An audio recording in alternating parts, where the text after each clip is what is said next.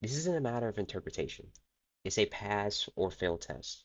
We can go back to the historical record, to the thousands of biblical manuscripts, and ask the simple question: is that name or anything like it there, or was it ever there?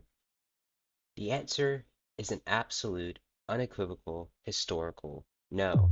The name Ahmed, or any prophecy even remotely resembling it, is a ghost. It is completely absent from the entire historical record. Salam. So the claim being made here is that Ahmad is nowhere to be found in the Bible, and I want to shed some light on this confusion. Before I begin, I just want to recap the verse real quick. So in chapter 61, verse 6, the verse mentions that Jesus told the children of Israel that there is going to be a messenger after him, whose name shall be Ahmad. Now, is this historically accurate? Let's just think of this question. Christians claim that Jesus is Emmanuel, yet there is no record of Jesus having such a name at all.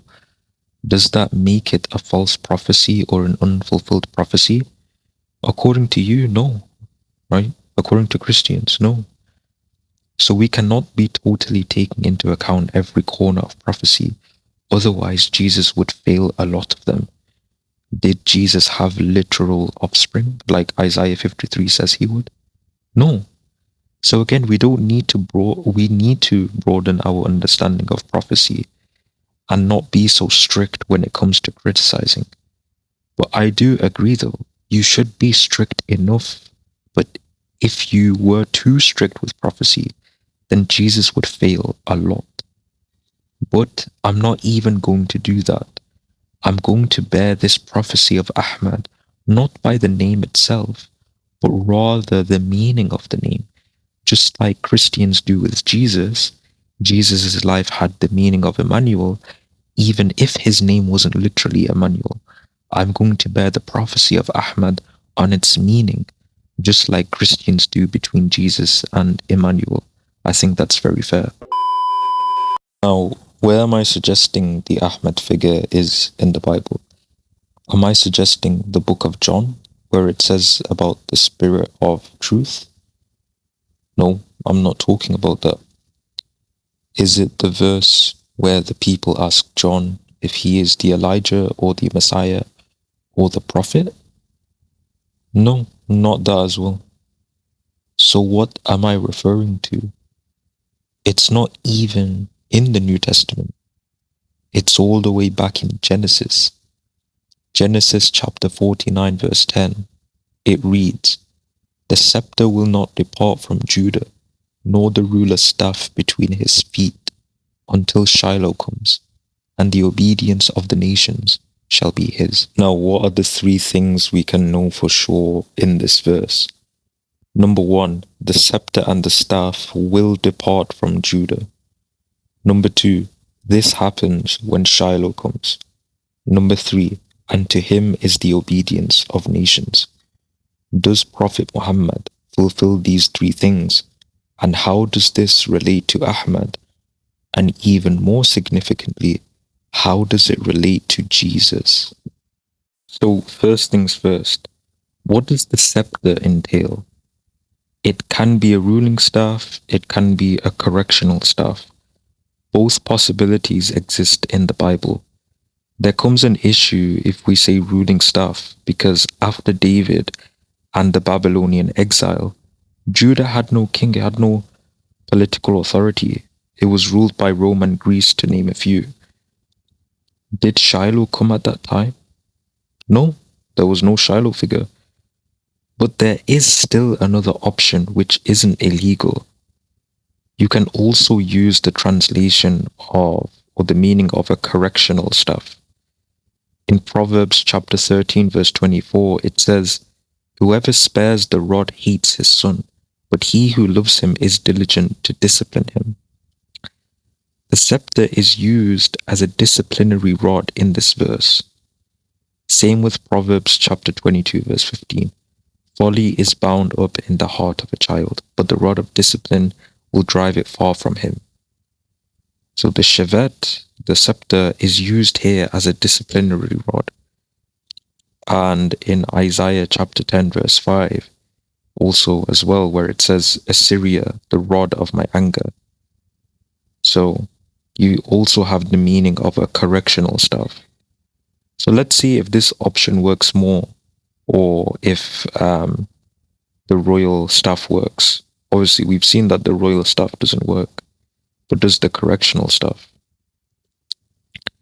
The scepter, the correctional staff, and the law-giving staff will not depart from Judah until Shiloh comes, and to him shall be the obedience of the nations.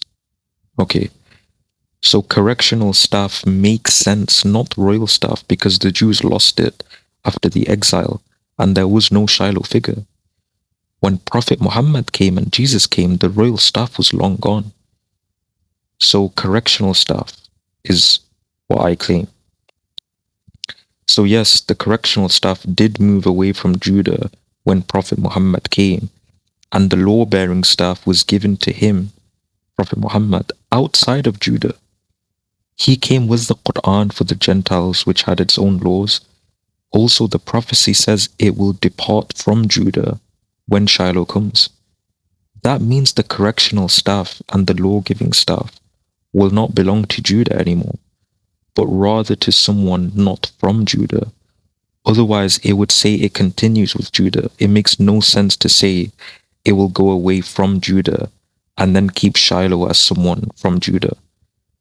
Now, the meaning of Ahmad. Ahmad means the praised one, and this relates to the part of the prophecy that says, to him shall be the obedience of the nations. Ahmad entails being praised the most and having a recognition of excellence.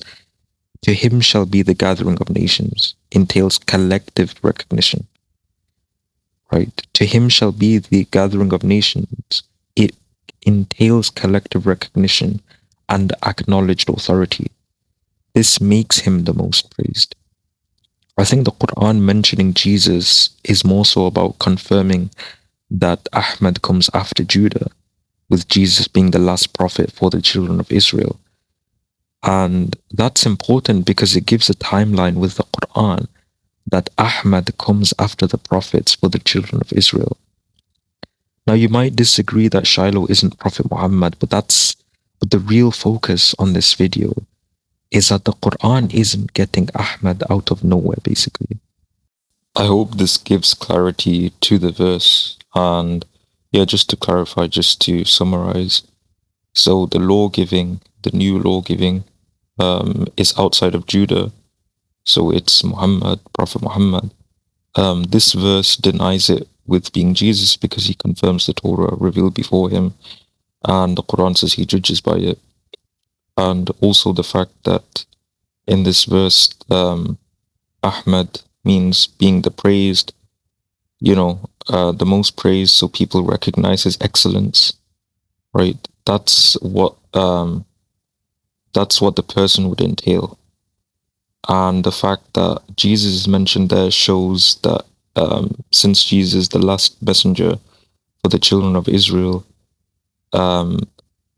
it points to the idea that this person comes after the messenger for the children of Israel, since he's the last messenger for that. I hope that clarifies things. And yeah, until next time, peace.